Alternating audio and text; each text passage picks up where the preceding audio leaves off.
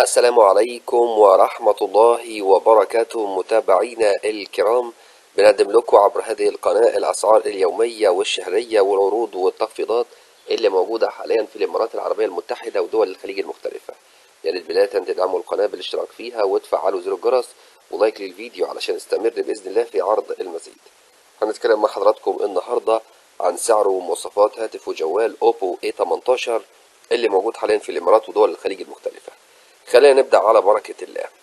بالنسبة للشبكة 4G LTE HSPA و GSM، مكون من شريحتين من نوع نانو SIM، وزنه بيوصل 188 جرام، أبعاده 163.7 مللي طول، 75 مللي عرض و8.2 مللي سمك، مقاوم للغبار ورذاذ المية بتقييم ال IP54، نوع الشاشة IPS LCD معدل تحديثها 90 هرتز، حجمها 6.56 بوصة ودقتها بلس FHD 720 في 1612 بكسل، 269 بكسل لكل انش، نسبة الطول للعرض 9:20، نسبة استحواذ الشاشة على الواجهة الأمامية 89.8.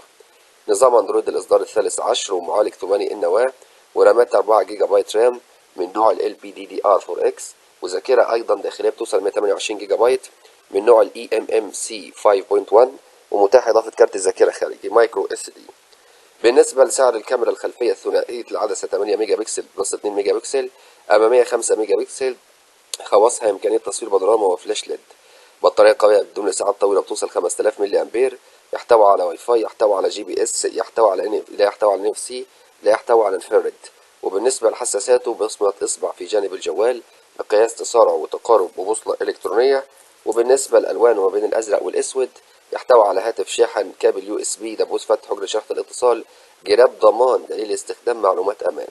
سعر النسخة 4 جيجا رام 128 جيجا ذاكرة داخلية اللي موجود حاليا زي ما احنا شايفين كده ومتابعين مع حضراتكم في الإمارات العربية المتحدة 599 درهم إماراتي، وعندي في السعودية 599 ريال سعودي، وأيضا عندي سعره في البحرين 64 دينار بحريني، والكويت 49 دينار كويتي، وفي قطر 615 ريال قطري، وعمان 63 ريال عماني، والعراق ولبنان وأمريكا 165 دولار أمريكي. بكده بنكون اتكلمنا مع حضراتكم عن كامل التفاصيل المتاحة. يا ريت ما تنسوش تدعموا القناة بالاشتراك فيها وتفعلوا زر الجرس، والسلام عليكم ورحمة الله وبركاته.